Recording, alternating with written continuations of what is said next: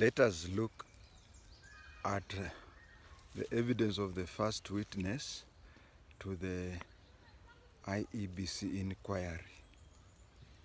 You can call it CHERERA 4 inquiry, you can call it Judge Muchelule inquiry, you can call it, but it is the same thing. I want to talk about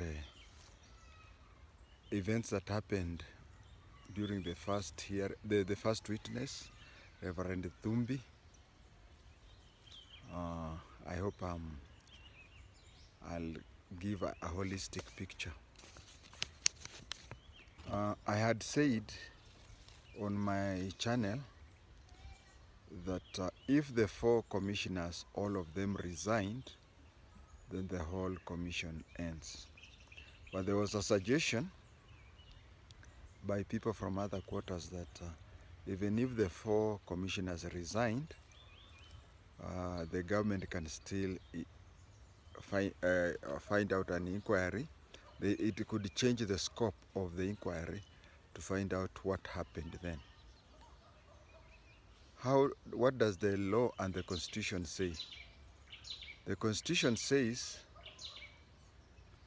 for a member of an independent commission, for a member of a constitutional body to be removed, for a commissioner from a constitutional body to be removed, the parliament has to start it. So if the 4 of them would have, 3 have resigned, 1 is remaining. So it will still continue that way because it is an inquest to remove her. And suppose she resigns even today or tomorrow. Because if you look at the way her team is trying to debate, is that whoever complained to the parliament complained about 4 people, A, B, C, D. Now, Kipkorir is trying to reason this way, that now, since the list contains 4 names and 3 are not there, then the same people should go back to parliament and complain on this one particular commissioner. It could be a tactical way. Remember, she's a lawyer. She has a degree in law, and she has also a postgraduate diploma in law from Kenya School of Law. So, as an intelligence officer, I would say maybe there are some people who have this thought of that if she continues that way, dilly-dallying and then time-wasting, and then the whole thing is overtaken by... Remember, the TJRC, people complained about Kiplagat, and a commission was investigated and it was given a timeline, and he dilly-dallied with that until the time of that commission ended. So suppose this is the same tactic that Masiti is using. She may end up being the only commissioner because the 3 are going, and the 3 are going automatically, and 3 have resigned. And being a lawyer, because she has a degree in law and a postgraduate diploma in law from Kenya School of Law, and I do not know that part. There is a part which says the commissioner, the chairman must have a qualification of a judge, that is, have practiced law for so many years. I don't know whether she has reached those years, but maybe that is her thing. Maybe she's qualified. But suppose at the 11th hour she resigns, the commission ends its work, but they can be reconstituted to find out what went wrong in the IEBC. That one would be a new commission. Whether the current members will continue or not, it is just the same. If the current ones are allowed to continue, they will continue. If they are not allowed, others come, they'll start to investigate everything. It is quite possible, as an intelligence officer, I feel, it is quite possible that is what the government is aiming at. Although the evidence of the first witness it was more of, leave alone even both the three parties, that is the witness, that is the commission, and the defense, apparently are taking the trajectory that it is Commissioner Masit who is being investigated. I do not know what Kipkorir has in mind. Remember, he's a very senior person in ODM, so he could be doing it on an ODM issue. And also remember that Masit is a handshake commissioner. They are saying that she has an earth-moving evidence. As per today, the day after the evidence of the first witness, there are no evidence of that. But then, suppose she comes up with earth-shaking evidence. Rumors has it that she's saying that when she was at Yaya Center, she was being visited by both Kenya Kwanza and Azimio. If she has that, already she has proven that the purpose of the commission is right.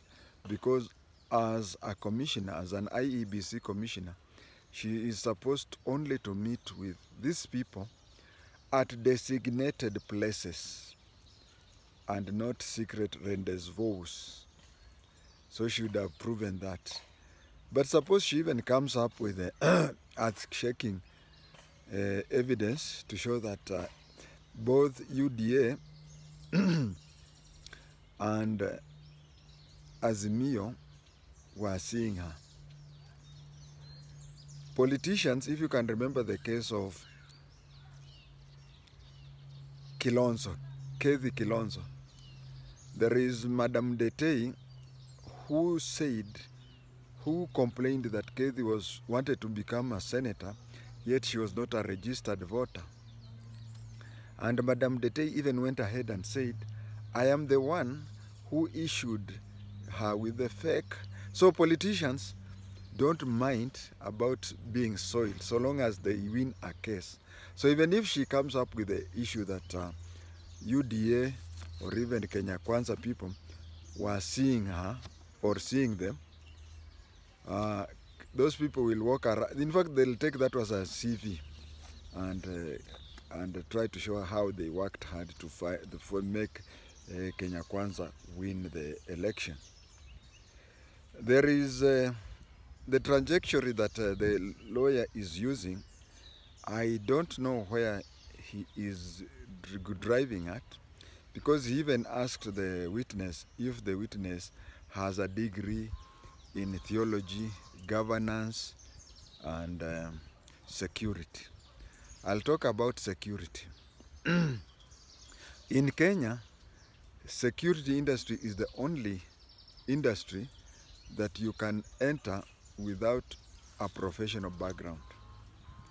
You cannot start a hospital if your name does not appear in the KPD, Kenya Medical and Dentist Board Union. But security companies, you find that we have security companies run by everybody, theologists, whatever. So this witness was using the fact that he owns a security company to call himself a security expert. But of what help does it give to his client when the work of a defense lawyer is to keep yourself within the case? Keep yourself within the case. You don't need a degree to see that tables were turned, podiums were thrown. I do not know what, but you see, lawyer Kipkorir is a conveyance lawyer. Those are very rich people, but you'll hardly see them in court. And those are some of the richest people, the richest lawyers. So you can see that there's a place where the witness was talking of the 4 commissioners. Says these 4 commissioners did this, 4 commissioners did this, and then Kipkorir goes up and says that is not the name of Masit. I think that is being petty, and I would try to say that maybe that is why people associated with Raila usually lose cases. They pledge a lot of loyalty to him, but or even give evidence out there in the streets. But when they go to court, they come up with, somebody called it, hot air. It is a very strong case to show that the 2 CHERERA meetings were Ogweno, a senior ODM person, paid a total of 60,000, that is 30-30, to have